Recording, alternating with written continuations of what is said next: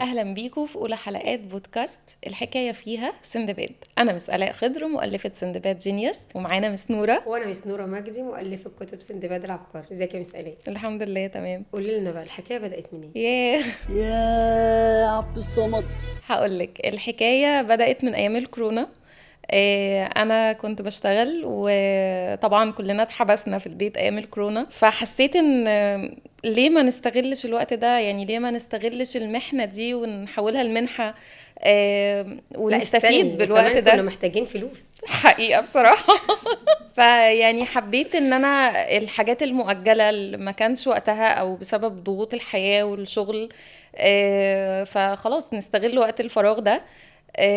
وبصراحة الموضوع كان من قبلها، الحلم كان موجود من قبلها. كان بابا الله يرحمه، انا الله كنت يرحمه. بدأت اول بوكلت ليا، حاجة صغيرة كده بخط ايدي في سكتش. فاكراه يوسف اشتغل منها. ايوه فعلا.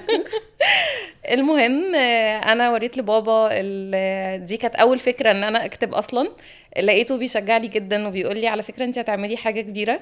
يعني اتحفز بقى جوايا ان ليه لا، يعني ليه ما يكونش الوقت ده. كان طبعا مر كذا سنه، ليه ما يكونش الوقت ده بدايه الحكايه. فبدأت بالفعل. الموضوع بدأ ان انا بدأت اجمع، يعني انا كنت بشتغل، فكان كنت بجيب كتب كتير جدا لمدرسين كتير، بس كنت دايما بلاقي كل كتاب فيه حاجة ناقصة.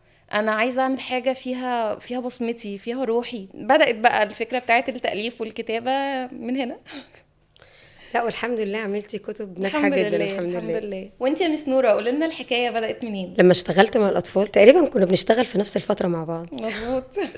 لما اشتغلت مع الاطفال حسيت ان في صعوبه في التعليم، في صعوبه في طريقه النطق الكلمه، في القراءه، دايما الولاد بيبقى عندهم بعبع النحو ده، اللي هو لا النحو لا لا، العربي ومن قبل ما تقيل. نوصل للنحو كمان كان تأسيس القراءة والكتابة أصلا بالظبط. الأساس اللي بنبني عليه قواعد النحوية. مظبوط. كان في صعوبة في القواعد، في صعوبة في طريقة النطق الكلمة أصلا.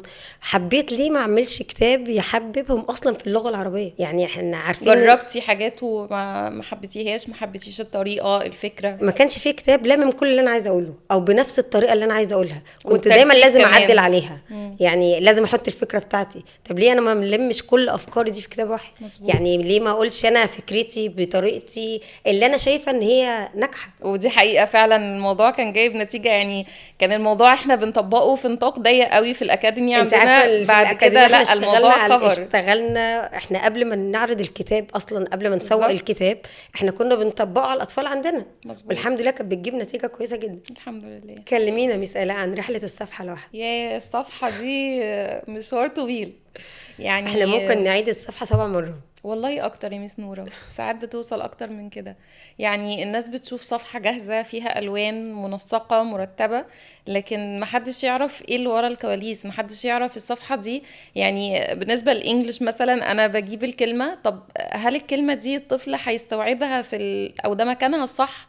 طب هل الصورة اللي احنا حاطينها وبنوضح بيها المعنى موجودة كفاية، ولا بتشوشه، ولا موصلة اكيد لازم الهدف؟ تربطي بين الكلمه والسن اللي هو هيقدر يستوعب فيه الكلمه دي اصلا في الوقت مظبوط. ده ولا لا. يعني الموضوع بيبقى انتي الصفحة دي، انا دايما بشوف ان الصفحة دي وراها حكاية.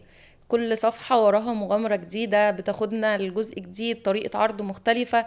يمكن يعني بناخد وقت كتير قوي في ان احنا نفكر طب هو الهدف من الصفحة دي ايه.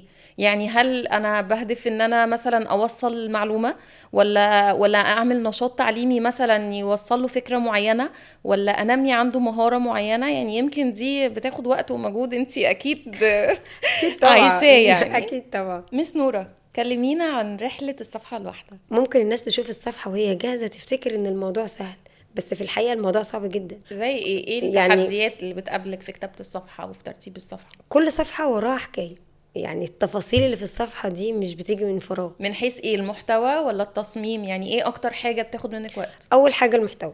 لازم اراجع المحتوى كويس جدا. لازم الطفل محتاج ايه اقدمه في السؤال ده او في الدرس ده او في النقطه دي، الطفل هيفهمه لما يشوف ولا لا. يعني انا عايزه الطفل لما يمسك كتابي ويقرا او هو بعينيه بصت على السؤال هو فهم خلاص انا عايزه اقول له ايه، هو فهم الدرس ده انا عايزه فهم اقول له منه الاسلوب، ايه. فهم الطريقة، خلاص اتعود. يعني لقد وبعد كده بيجي مرحله بقى التصميم ده يعني ده بنقعد اكتر فيه حاجه مجهده كتير، صراحه جدا. وكمان بياخد مننا وقت ومجهود كتير جدا. صح. بعد التصميم بيجي فتره المراجعه. دي لوحدها قصه. لا وعندنا كمان المراجعه صعبه عشان احنا لغه عربيه، بنراجع التشكيل والكلمات، ولا الموضوع ده بيبقى مجهد جدا، مرهق جدا فعلا. مرهق جدا.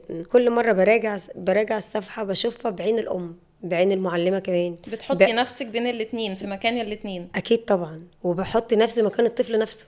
يمكن ده يا مس نورة سبب نجاح العبقري وجينيوس، ان احنا أعتقد. دايما حاطين نفسنا في النص، احنا مش منحازين لصف المدرسين ومش منحازين للام. الحمد لله، اعتقد ان ده سبب من اسباب نجاحنا. بالظبط.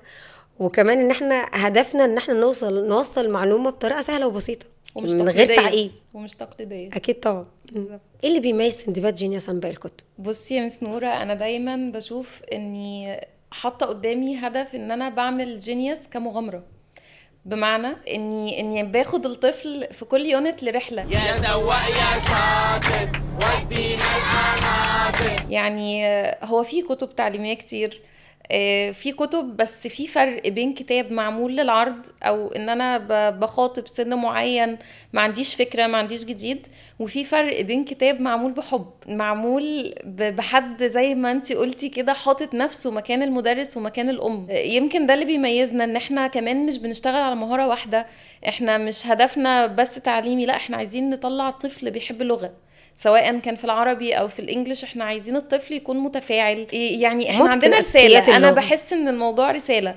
يعني ممكن اقول لك لما بدات الموضوع في الاول، زي ما احنا بدانا مع بعض كان في الاكاديمي، فالموضوع كان مقتصر على الاطفال عندنا في المنطقه بس. جت فكره، طب احنا ليه ما نستغلش السوشيال ميديا، وليه ما نوصلش فكرنا ده لناس اكتر، نوسع الدايره شويه. بدات وقتها ان انا بعد ما خلاص اخدت قرار واشتغلت بالكتب ولقيت النتيجة، والنتيجة ابهرتني حقيقة، فحبيت ان انا اوسع الدايرة دي شوية.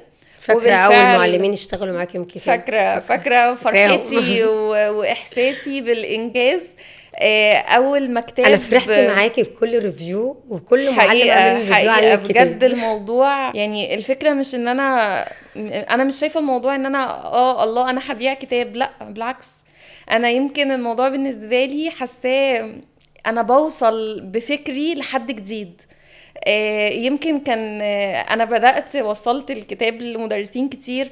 اكتر حاجة كانت رأيهم كان بتهزني بيفرق معاكي؟ ياه قوي قوي بجد. انا في كومنتس من مدرسين انا مش قادرة انسى الكلام بتاعهم. يعني في مدرسين كانت بتدخل تقول لي هو كان فين من زمان. في مدرسين تقول لي انا بجد مش قادرة اقول لك انتي وفرتي عليا وقت قد ايه في تحضير شغل وان انا اجمع افكار، انتي شلتي من عليا نص اللود بتاع الحصة. انا الموضوع بيفرق معايا جدا لما معلمه تدخل تقول لي الكتاب فرق معايا جدا في شغلي قوي ده بصي عارفه، أنا شفتي بطير في التعب، السما. شفتي التعب اللي احنا بنتعبه في التحضير والكلام ده. لا انا بحس خلاص، لا انا الدنيا كده تمام. زي الفل.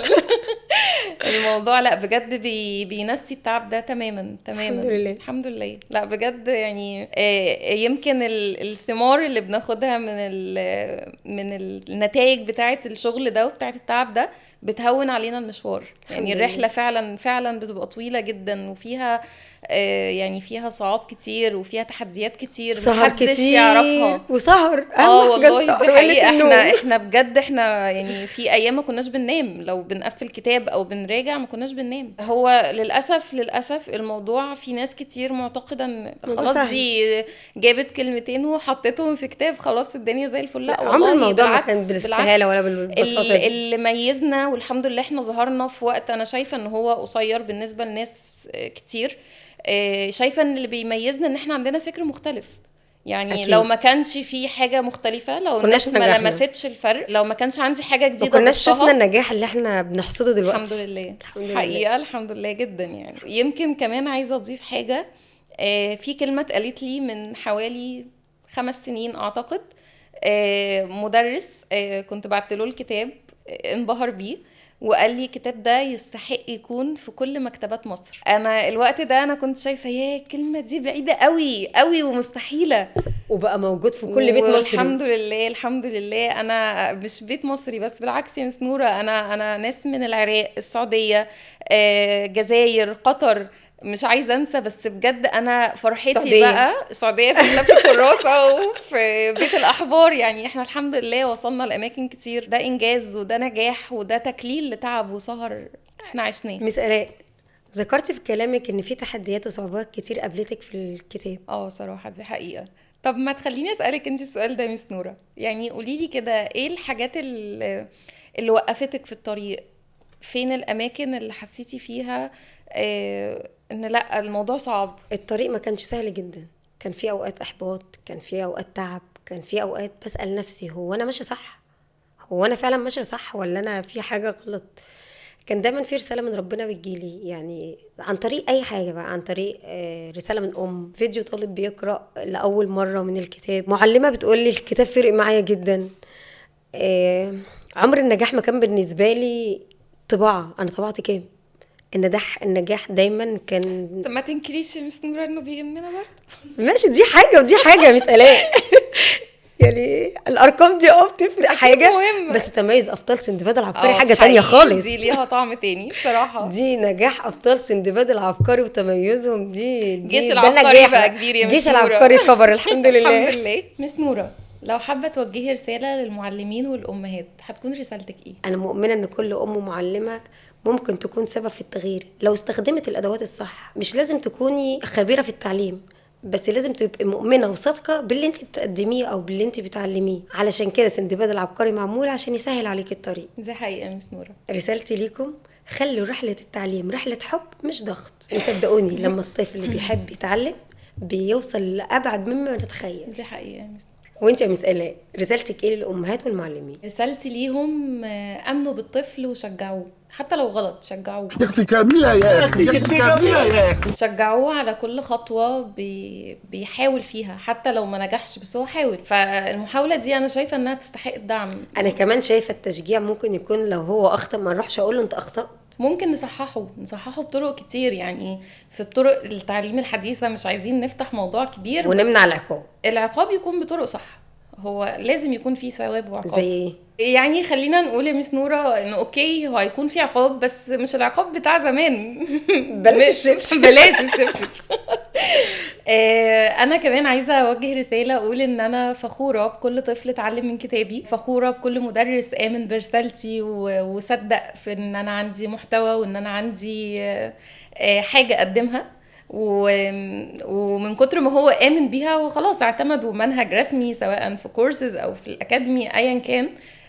فدي بالنسبة لي ده كان حلم، وهي لسه خطوات في حلم كبير انا لسه مكملة فيه ان شاء الله. لسه الطريق طويل قدامنا. ان شاء الله. فانا حابة اختم البودكاست ده بجملة: خلي التعليم مغامرة، وخلي المغامرة حكاية، وخلي الحكاية فيها سندباد.